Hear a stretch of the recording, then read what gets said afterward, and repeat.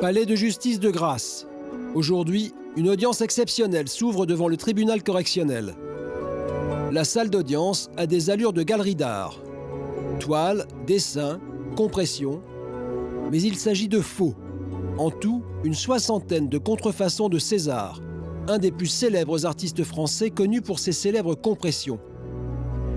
Tous ces faux ont été vendus à des collectionneurs et à des galeries d'art, et personne ne s'est aperçu de la supercherie. Une escroquerie qui s'élève à près de 20 millions d'euros. Dans le box, le principal accusé, Éric Piédois, faussaire, récidiviste. Gravement malade, il s'exprime difficilement, mais il reconnaît les faits. Je suis collectionneur, j'ai fait des études d'art décoratif. J'ai fait des faux Césars qui ont été expertisés vrais. Au-delà de ça, j'accepte, je souhaite avoir une peine qui me permette de pouvoir me faire soigner et puis de pouvoir sortir. Bien plus qu'un amateur d'art, ce personnage fantasque est un faussaire talentueux. Et il ne s'en cache pas. En 2003, au moment où l'escroquerie est démasquée, il a même l'audace de fabriquer un faux César devant les caméras. Alors ça, prix public aujourd'hui, ça vaut combien ? Il y avait 8 000 euros. En un an, Éric Piédois prétend avoir réalisé 1500 faux. Tous ont été vendus, et pour cause, il avait réussi à poser sur chacune des œuvres l'empreinte de César en guise de signature. J'ai même des feuilles vierges. Alors ça, c'est incroyable, c'est quoi ça ? Ça, c'est des feuilles vierges qui me servaient à faire... qui viennent de l'atelier de César, celle-là, par contre. Ensuite, comme César, Éric Piédois achète des objets à des antiquaires et les compresse dans un garage à Grasse avant de les revendre à des galeries. Mais Éric Piédois n'a pas agi seul. Parmi ses complices, Jean-Charles Villa, qu'il présente comme son élève. Villa est accusé d'avoir fabriqué et vendu une partie des faux. Il comparaît libre au procès. À l'époque, j'ai rencontré M. Piédois dans un vernissage à Paris, sans savoir qui il était sincèrement au départ. Et puis de toute façon, tout le monde le dit, Éric est quand même un personnage assez... voilà, quoi. Il est androgyne, il est charmeur, il est intelligent, voilà, il est cultivé. C'est vrai qu'on n'en rencontre pas tout le temps. Donc... Les deux hommes travaillent ensemble pendant des années. Mais Jean-Charles Villa prétend avoir simplement vendu des tableaux dont il ne connaissait pas la provenance. On voit aujourd'hui qu'il y a des faux qui me sont passés dans les mains, mais la contrefaçon, je la rejette. J'ai vendu des tableaux, c'est vrai, qui étaient... moi, je ne regardais pas vraiment les provenances, mais à la fois, je travaillais avec des professionnels, donc voilà, on fermait tous les yeux sur moi. À l'époque, les deux hommes mènent grand train. Soirée jet-set, voiture de luxe, destination de rêve.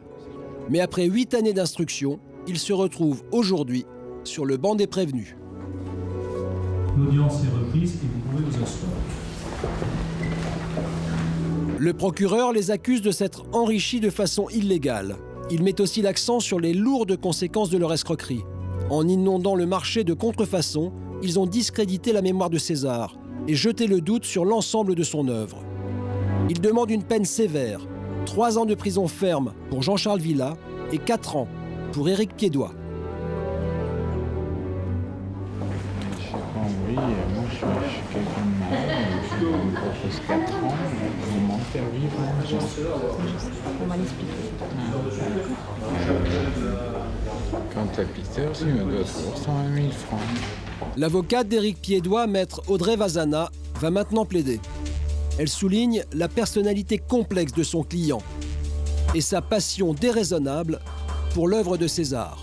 Alors, je ne parlerai pas du tout d'artiste raté parce qu'il a son propre talent. Simplement, c'est quelqu'un qui a, à un temps donné, cru qu'il pouvait exister au travers certainement d'un autre, par le biais qu'effectivement certains professionnels y ont cru.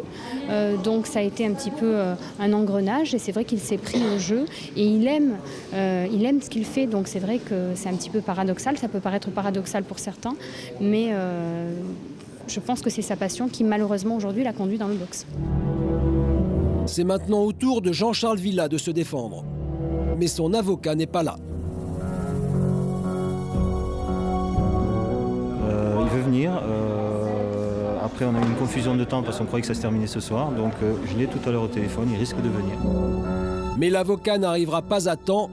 Jean-Charles Villa se défend tout seul.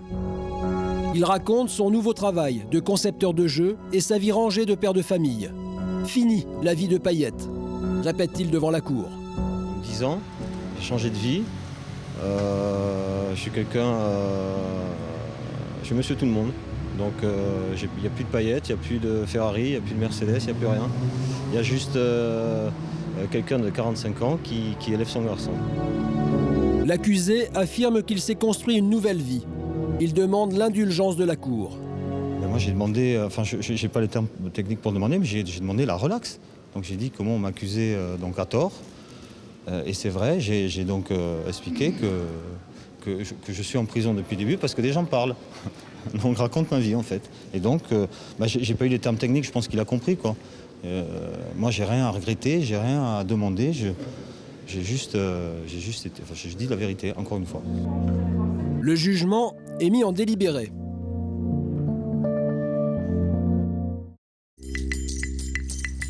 Deux mois plus tard, la cour rend son verdict.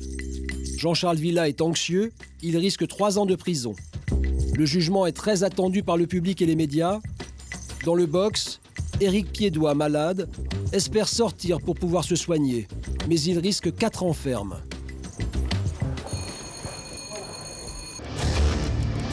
Le tribunal condamne Jean-Charles Villa à 3 années de détention.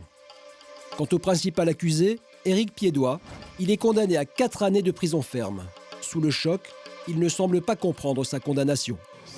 Chacun a fait n'importe quoi et moi je suis un amoureux de ces arts, je suis un grand spécialiste je suis collectionneur, c'est tout.